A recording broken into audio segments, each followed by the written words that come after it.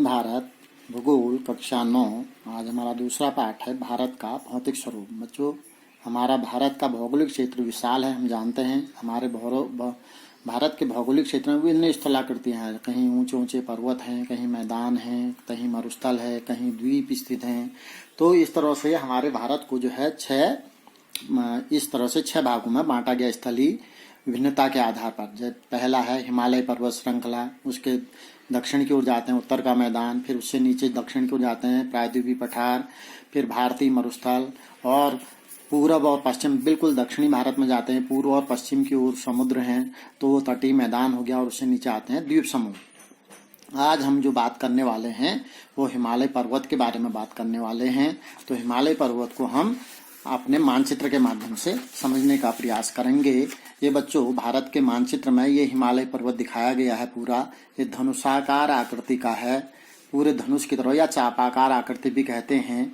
यहाँ से सिंधु नदी जब यूं जाती है, ये सिंधु नदी यहाँ से, तो ये सिंधु नदी यहाँ से लेकर के पूरा यहाँ दिहांग यानी कि ये ब्रह्मपुत्र नदी जो आती है यहाँ तक का क्षेत्र, इसकी कुल लंबाई लगभग 2400 किलोमीटर है बच्चों। और ये जो है इधर पश्चिम की ओर, ये पश्चिमी क्षेत्र हो गया हिमालय का, ये पूर्वी क्षेत्र हो गया। तो यहाँ से पश्चिम की ओर इसकी चौड़ाई अधिक है, और ज्यों ज्यों हम पूरब की ओर आते हैं तो पूरब की ओर इसका क्षेत्र क्या संकरा होते जाता है। इसकी चौड़ाई 160 किलोमीटर तक हो जाती है।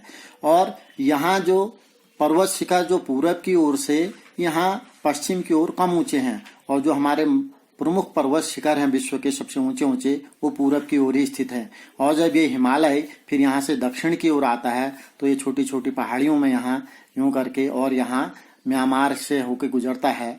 तो और जब यहाँ से ये दक्षिण की ओर आता है तो यूं करके हिमालय, इसको यहाँ पाकिस्तान में सुलेमान श्रेणी के नाम से जानते हैं, और इधर अफगानिस्तान में जाते हैं तो हिंदू कुश के नाम से जानते हैं। और इसके अब हिमालय को बांटने की बात है। हिमालय को मुख्य रूप से 3 भागों में बांटा गया है।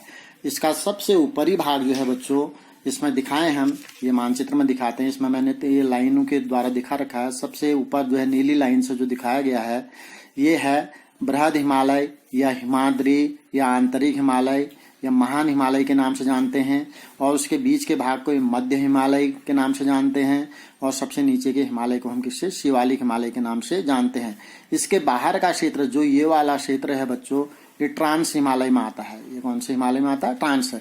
इस ट्रांस हिमालय में ही यहाँ काराकोरम श्रेणी है, लद्दाख श्रेणी है, जास्कर श्रेणी है। इसी काराकोरम श्रेणी में हमारे देश का सबसे ऊंचा पर्वत है, जिसको हम केटू या गार्डविन ऑस्टिन के नाम से जानते हैं। वैसे पाक अधिकृत कश्मीर में है। और हमारे भारत की बात करेंगे तो यहाँ कंचनजंगा वर्तमान में हमारे जो सबसे ऊंची चोटी मानी जाती है। तो इसके बाद हम सबसे पहले इस बृहद हिमालय की बात करते हैं, जो सबसे ऊपर है और जिस पर सारे ऊंचे पर्वत शिखर स्थित हैं। यह हमेशा बच्चों बर्फ से ढका रहता है, और इसी हिमालय में जो है विश्व के सर्वोच्च शिखर स्थित हैं। इस हिमालय में जो औसत ऊंचाई है बच्चों, वो लगभग 6000 मीटर है।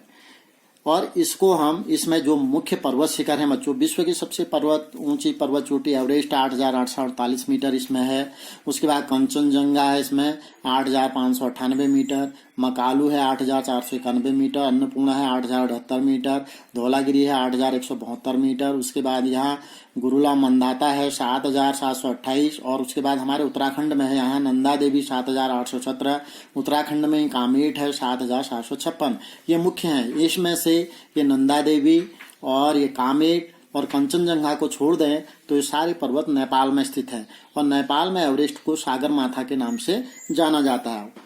तो ये हमारे बृहद हिमालय का क्षेत्र हो गया। उसके बाद ठीक इसके दक्षिण में आते हैं थोड़ा हम नीचे, तो दूसरा है जो डॉट डॉट यानी कि ऑरेंज कलर से दिखाया गया है, जो इसको हम कहते हैं हिमाचल, मध्य हिमालय या निम्न हिमालय के नाम से जानते हैं। इसकी जो ऊंचाई है 3700, इस पर्वत की, मध्य हिमालय की बात कर रहे हैं हम, 3700 मीटर से 4500 मीटर के बीच है। और इसकी चौड़ाई की बात करते हैं तो लगभग औसत चौड़ाई इसकी जो है वो है 50 किलोमीटर लगभग है। इसी श्रृंखला में इसे मध्य हिमालय में हमारे यहाँ कश्मीर की घाटी है, और यहाँ हिमाचल में आए तो यहाँ पर कांगड़ा और कुल्लू की घाटियां स्थित हैं। ये हमारा क्या हो गया, मध्य हिमालय। उसके बाद हम नीचे शिवालिक हिमालय में आ जाते हैं, सबसे दक्षिण में आ जाते हैं। हिमालय का सबसे बाहरी या दक्षिणी भाग है, ये सबसे नीचे है। इसकी चौड़ाई बच्चों 10 से 50 किलोमीटर के लगभग है, और ऊंचाई की बात करें तो इसकी ऊंचाई लगभग 900 से 1100 मीटर के बीच है। और इन श्रृंखलाओं का निर्माण यानी कि शिवालिक हिमालय का निर्माण जो हुआ है बच्चों, मुख्य हिमालय यानी कि महान हिमालय के नदियों द्वारा लाई गई अवसादों यानी कि मिट्टी से, जो अवसाद माने मिट्टी जो लाई गई है, उनसे इनका निर्माण हुआ है। और इसमें जो ये मध्य हिमालय और ये जो शिवालिक श्रेणियों के बीच एक क्षेत्र हमारे यहाँ उत्तराखंड का ही है। लंबवत जो घाटी है बच्चों, यहाँ पर लंबी यूं घाटी है, इसको हम दून नाम से जानते हैं। जैसे यहाँ पर हमारा देहरादून है, कोटली दून है और पाटली दून है। तो ये जो लंबवत दो हिमालयों के शिवालिक और मध्य हिमालय के बीच की ये घाटी, लंबवत घाटी जो यहाँ पर है, इसको हम दून नाम से जानते हैं। तो 3 उदाहरण, देहरादून, पाटली दून, कोटली दून मैंने आपको बता दिया। तो ये हिमालय का 3 स्तरों पर वर्गीकरण होता है, ऐसे लंबाई का। आप प्रादेशिक स्तर पर कहें या नदी घाटियों के स्तर पर कहें तो ऐसे भी हिमालय को बांटा गया है। प्रादेशिक स्तर के मतलब इस तरह से टुकड़े टुकड़े में बांटना, इस तरह से पूरा एक हिमालय माना जाएगा, ये एक माना जाएगा। तो यहाँ सिंधु नदी से लेकर के यहाँ आपका ये सतलुज नदी यानी कि ये बीच का भाग जो कहलाता है कश्मीर हिमालय या पंजाब हिमालय के नाम से जाना जाता है। और उसके बाद बच्चों ये सिंधु नदी, ये सतलुज नदी से लेकर के यहाँ काली नदी तक के बीच का भाग, इसको हम कहते हैं कुमायूं हिमालय। और उसके बाद फिर दो भाग हो गए। उसके बाद यहाँ काली नदी से लेकर के आपका यहाँ तीस्ता नदी तक के बीच का भाग कहते हैं नेपाल हिमालय। तो ये नेपाल हिमालय के नाम से। और यहाँ तीस्ता नदी से लेकर के यहाँ दिहांग या आपका कहें हम ब्रह्मपुत्र के बीच का भाग कहलाता है असम हिमालय।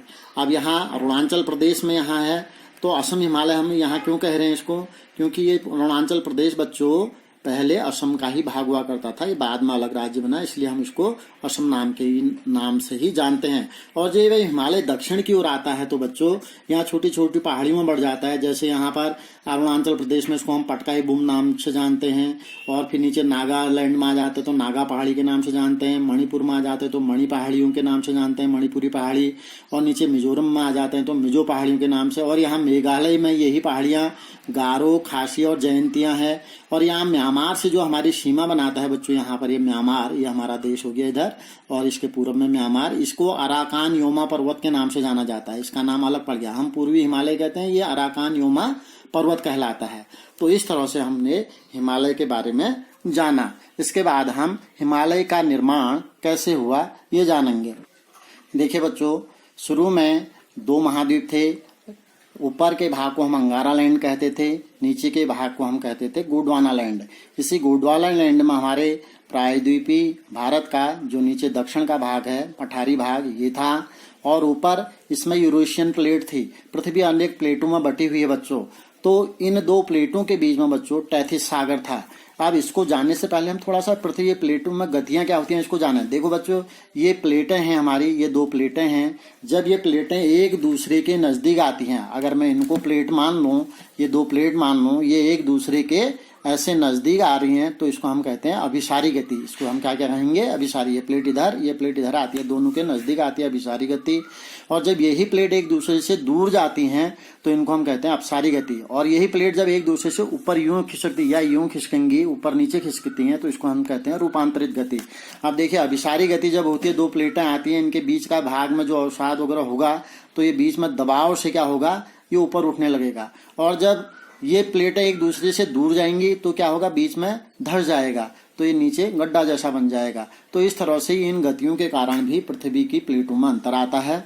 तो यही जब अंगारा लैंड और गोंडवाना लैंड में ये यूरेशियन प्लेट थी, ये हमारे इंडिया का भाग था। तो ये बीच में जो टैथिस सागर था बच्चों, इसमें यहाँ से बहने वाली नदियों द्वारा अवसाद जमा हुआ और बहुत सारा अवसाद हो गया, तो उथला हो गया। और धीरे धीरे करके ये प्लेटें एक दूसरे के नजदीक गई, एक दूसरे के नजदीक। अगर ये आपका गोंडवाना लैंड का भाग नीचे है, यानी कि इंडिया, ये ऊपर यूरेशियन प्लेट है। एक दूसरे के नीचे, एक दूसरे के नज़दीक जाएंगे यूं करके, तो बीच में इसका जो भाग है, मैं इस कागज़ से आपको समझाने का प्रयास करता हूँ। ये माना एक प्लेट ये है, एक प्लेट ये है, ये दोनों एक दूसरे के नज़दीक आए तो इस तरह से वलय बन गया है, वलय की तरह का बन गया, तो ये बीच का भाग उठ गया। तो इसी तरह से बच्चों यहाँ पर ये बीच का भाग जो था, यहाँ अवसाद जमा था, ये उठ गया वलयाकार आकृति में। तो इसी से हिमालय का क्या हुआ, निर्माण हुआ। तो हिमालय को हम वलित पर्वत इसीलिए कहते हैं, ये वलयाकार रूप में उभरा हुआ है, इसलिए इसको हम क्या कहते हैं, वलित पर्वत कहते हैं। इसके बाद बच्चों हमने हिमालय के निर्माण के बारे में भी जान लिया। अब इस पर आधारित आप प्रश्न करेंगे। सबसे पहले भारत को भौगोलिक दृष्टि से कितने भागों में बांटा गया है, इनके नाम लिखेंगे। फिर हिमालय का निर्माण कैसे हुआ, और हिमालय पर्वत के मुख्य शिखरों के नाम और ऊंचाई लिखिए। इसमें आप अपनी पाठ्य पुस्तक की भी मदद ले सकते हैं।